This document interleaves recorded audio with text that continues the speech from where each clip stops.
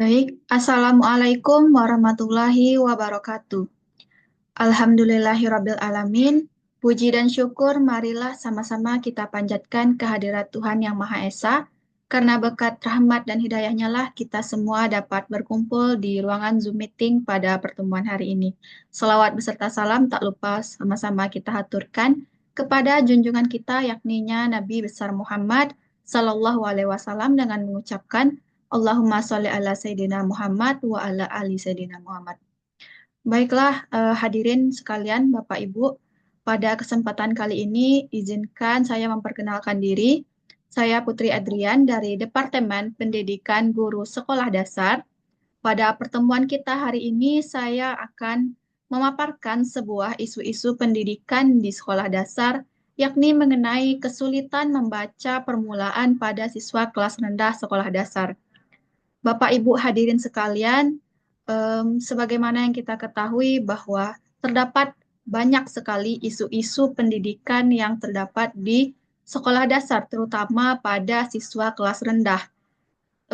Adapun yang saya bahas pada pertemuan kali ini adalah kesulitan-kesulitan yang dialami oleh peserta didik kita dalam membaca, yaitu pada bagian membaca permulaan.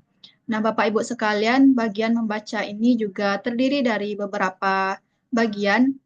Ada yang disebut dengan membaca permulaan bagi siswa-siswa pada kelas rendah, siswa kita pada kelas 1 dan juga kelas 2. Kemudian ada tahapan berikutnya, ada membaca lanjut dan juga membaca pemahaman.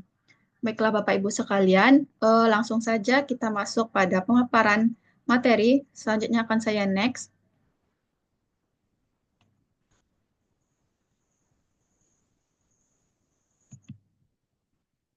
Baik, yang pertama yang kita bahas pada pertemuan kali ini yaitu apa sebenarnya pengertian dari membaca permulaan. Nah, Bapak Ibu sekalian, membaca permulaan merupakan suatu keterampilan yang harus dimiliki oleh siswa kelas rendah. Nah, membaca permulaan ini meliputi kemampuan siswa kita dalam mengenal huruf, merangkai suku kata menjadi kata, melafalkan bunyi dengan tepat, serta memahami makna dari kata atau kalimat yang mereka baca tersebut. Nah, jadi membaca permulaan ini sebenarnya lebih kita khususkan kepada siswa kelas 1 dan juga siswa kelas 2 sekolah dasar. Nah, kenapa disebut permulaan? Karena pada tahap ini, pada kurikulum Merdeka sekarang kita menyebutnya dengan fase A, yaitu siswa kelas 1 dan kelas 2. Nah, siswa kita pada kelas 1 dan kelas 2 atau yang kita sebut dengan fase A ini baru mulai belajar membaca yang mana kita sebut dengan membaca permulaan. Jadi di sanalah mereka mulai kita kenalkan dengan huruf, bagaimana cara merangkai suku kata, bagaimana mereka menguraikannya menjadi kata, dan seterusnya sampai mereka bisa menyusunnya menjadi sebuah kalimat. Nah, jadi membaca permulaan ini sangat perlu ditekankan oleh guru-guru kelas 1 dan juga kelas 2 sekolah dasar. Nah, kemudian Bapak Ibu hadirin sekalian, dalam membaca ini memiliki beberapa komponen dasar. Yang pertama yaitu ada recording. Nah, recording ini merupakan suatu komponen dasar dalam membaca yang mengacu kepada kata-kata yang terdapat dalam kalimat. Nah, di mana siswa kita nanti akan mengelompokkannya dengan bunyi yang sesuai dengan sistem tulisan yang akan diterapkan. Kemudian komponen dasar membaca yang kedua ada decoding, yang mana decoding ini merupakan suatu proses penafsiran dari suatu rangkaian grafis dalam bentuk kata-kata, yang mana artinya di sini kita akan menafsirkan kata-kata yang ada pada bentuk grafis tadi. Kemudian yang ketiga ada meaning. Nah, meaning ini merupakan suatu proses memahami makna, yang mana meaning ini lebih ditekankan pada tahapan membaca di tahapan selanjutnya. Nah, sekarang kita lanjut kepada eh, yang menjadi inti dari pembahasan kita pada hari ini, yaitu apa saja faktor-faktor penghambat dalam membaca permulaan pada siswa sekolah dasar, khususnya siswa kelas rendah. Nah, jadi Bapak Ibu hadirin sekalian, di sini saya akan membahas mengenai secara umum terdapat dua faktor yang akan menghambat membaca permulaan ini. Eh, yang pertama itu ada faktor internal yang terdiri dari faktor fisik dan faktor psikis. Kemudian yang kedua ada faktor eksternal yang terdiri dari faktor yang berasal dari lingkungan keluarga, sekolah, dan juga masyarakat. Baik, akan saya jelaskan atau saya paparkan satu persatu. Yang pertama ada faktor internal. Nah, faktor internal ini terdiri atas faktor fisik dan juga faktor psikis. Faktor fisik di sini maksudnya yaitu jasmani siswa yang meliputi kesehatan siswa yang ataupun cacat atau ada kekurangan yang terdapat pada diri siswa kita. Nah, jadi hal-hal yang berkaitan dengan fisik atau jasmani ini juga dapat menjadi penghambat bagi siswa-siswa kita dalam belajar untuk membaca. Misalnya seperti adanya gangguan cacat pada bagian tubuh yang mengakibatkan keterlambatan dalam proses belajar membaca mereka. Kemudian yang kedua ada faktor psikis. Nah, faktor psikis ini juga terbagi menjadi beberapa bagian yang dapat kita bahas. Yang pertama ada yang namanya intelijensi. Nah, intelijensi ini merupakan bagaimana siswa itu mampu memahami lebih cepat dan mampu menggunakan konsep-konsep dalam suatu pembelajaran itu lebih cepat dari siswa-siswa yang lainnya, di mana mereka mungkin lebih cepat dalam memahami pembelajaran, kemudian apa yang disampaikan guru lebih cepat meresap ke dalam pemikirannya. Kemudian faktor psikis yang kedua juga terdapat yang namanya minat. Nah, minat ini merupakan suatu dorongan yang berasal dari dalam diri siswa itu sendiri, yang mana mereka mempunyai keinginan yang lebih untuk belajar.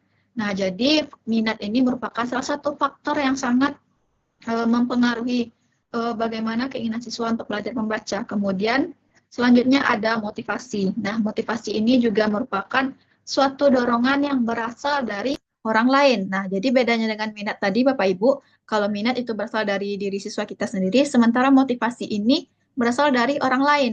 Orang lain yaitu bisa meliputi keluarga, teman, orang tua, yang memberikan motivasi kepada anak-anak kita untuk dapat lebih giat lagi dalam belajar membaca. Nah, selanjutnya kita masuk kepada faktor eksternal. Nah, faktor eksternal yang menjadi penghambat dalam membaca permulaan ini juga kita bagi menjadi tiga bagian. Yang pertama yaitu bagian faktor lingkungan keluarga.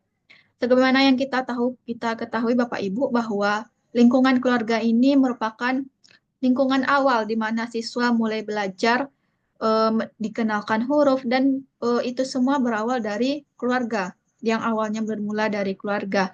Siswa kita bisa diajarkan oleh orang tua, kakak, abang, atau teman-temannya.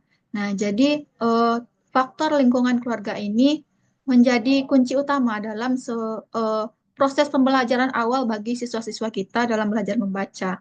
Nah, jadi perhatian yang lebih dari keluarga itu juga akan dapat menunjang bagaimana proses pembelajaran membaca anak-anak kita sekalian. Kemudian yang kedua ada faktor dari lingkungan sekolah. Nah, faktor yang menghambat dari lingkungan sekolah ini dapat kita lihat dari bagaimana cara guru mengajar, metode apa saja yang digunakan oleh guru dalam mengajar, apakah metode tersebut dapat menunjang atau justru sama sekali tidak ada pengaruhnya dengan kepribadian dan bagaimana cara agar siswa kita ini dapat cepat belajar membaca. Kemudian yang ketiga ada faktor dari lingkungan masyarakat. Nah, masyarakat sebenarnya juga mempengaruhi pengaruh yang besar dalam aktivitas belajar siswa, di mana siswa hidup di tengah-tengah masyarakat, mereka bergaul bersama masyarakat, mereka berinteraksi. Nah, hal-hal yang seperti itu juga akan dapat memicu bagaimana siswa dapat lebih giat dalam belajar membaca. Nah, Bapak Ibu sekalian, dari beberapa faktor-faktor penghambat dalam proses belajar membaca, terutama membaca permulaan bagi siswa kelas rendah sekolah dasar, terdapat beberapa solusi yang sudah kami tawarkan, yang kami dapat dari sebuah penelitian. Nah, di sini kami tidak membahas tentang penelitiannya, namun kita akan bahas bagaimana atau apa saja solusi yang dapat kita tawarkan kepada anak-anak didik kita nantinya, entah itu dari segi guru, pemerintah, dan juga dari segi orang tua. Yang pertama, solusi dari segi guru. Nah, jadi kita sebagai guru atau tenaga pendidik, solusi yang dapat kita berikan yaitu kita harus memberikan metode yang sesuai dengan permasalahan yang dialami oleh siswa-siswa kita. Nah, misalkan siswa A dengan siswa B itu memiliki permasalahan yang berbeda dalam belajar membaca. Misalnya siswa A mengalami faktor penghambat dari segi fisik, kemudian siswa yang B eh, mengalami faktor penghambat dari segi psikisnya. Jadi kita sebagai seorang guru tidak dapat menyamaratakan atau hanya menggunakan satu metode saja dalam pembelajaran, terlebih dalam pembelajaran membaca bagi siswa kelas rendah ini. Karena siswa kelas 1 dan kelas 2 ini mereka merupakan awal bagi mereka untuk belajar membaca yang akan mereka bawa ke kelas-kelas berikutnya sampai mereka menjajak pendidikan yang lebih tinggi. Nah, selanjutnya yaitu solusi yang kedua dari segi pemerintah. Adapun upaya yang dapat dilakukan oleh pemerintah yaitu dengan memfasilitasi kebutuhan guru dan siswa di sekolah dalam pelaksanaan pembelajaran. Nah, fasilitas ini dapat meliputi penyediaan buku-buku yang lengkap, kemudian memperhatikan bagaimana pustaka sekolah apakah sudah mencukupi buku-buku yang terdapat di dalamnya dan eh, tempat tempat di dalam pustaka itu apakah nyaman bagi siswa untuk duduk, membaca buku, dan sebagainya. Kemudian solusi yang terakhir yaitu adanya kolaborasi antara guru di sekolah dan juga orang tua di rumah untuk meningkatkan kemampuan membaca anak. Nah, jadi kolaborasi antara orang tua dan guru ini juga sangat penting. Eh, Ketika orang tua sudah menyerahkan anaknya ke sekolah, bukan berarti semata-mata semua tugas membaca, semua tugas pendidikan itu dilimpahkan kepada guru saja, sedangkan orang tua tidak tahu menahu dan hanya mengandalkan guru. Jadi tidak begitu ya Bapak Ibu sekalian. Kita sebagai tenaga pendidik juga mengharapkan bantuan dari orang tua sekalian agar proses perkembangan belajar membaca anak-anak kita dapat lebih meningkat. Nah, jadi selanjutnya kita akan bahas apa sih tantangan selama 5 tahun ke depan jika faktor penghambat membaca permulaan ini tidak dapat kita atasi atau tidak ditemukan solusinya. Jadi hal yang akan terjadi selama 5 tahun ke depan berdasarkan penelitian yang sudah kita lakukan, eh, di mana isu ini tidak dapat diselesaikan jika tidak ada kolaborasi tadi. Nah, jadi hasilnya adalah Indonesia akan mengalami darurat membaca pada siswa-siswanya yang berakibat pada rendahnya kemampuan literasi siswa. Sebagaimana yang kita ketahui bahwa negara kita Indonesia eh, bagian literasinya juga masih sangat rendah sehingga apabila kita masih belum menjalankan solusi-solusi yang sudah ditawarkan tadi, maka kemampuan literasi siswa-siswa kita ke depannya akan semakin buruk. Nah, jadi Bapak Ibu sekalian, dalam kesempatan kali ini, marilah sama-sama kita bekerja sama untuk meningkatkan kembali kemampuan membaca permulaan bagi siswa-siswa kita, terutama bagi siswa-siswa kelas rendah di sekolah dasar, yakni siswa kelas 1 dan kelas 2. Tapi sekali lagi Bapak Ibu bahwa bagian membaca, tugas membaca, mengajari anak membaca ini tidak hanya tugas bagi guru kelas 1 ataupun guru kelas 2. Bahkan mungkin ada guru-guru kelas 3 yang masih mengajari anaknya untuk membaca. Tidak seperti itu. Jadi kolaborasi antara orang tua dan guru tadi sangat penting untuk dilakukan. Karena keinginan kita adalah ke depannya tantangan yang ada di sini tidak akan terjadi sehingga Indonesia tidak lagi mengalami krisis atau darurat membaca. Nah, baiklah Bapak Ibu sekalian, mungkin demikian saja pemaparan materi yang dapat saya sampaikan pada kesempatan kali ini. Kurang dan lebihnya saya mohon maaf. Saya tutup dengan Assalamualaikum warahmatullahi wabarakatuh.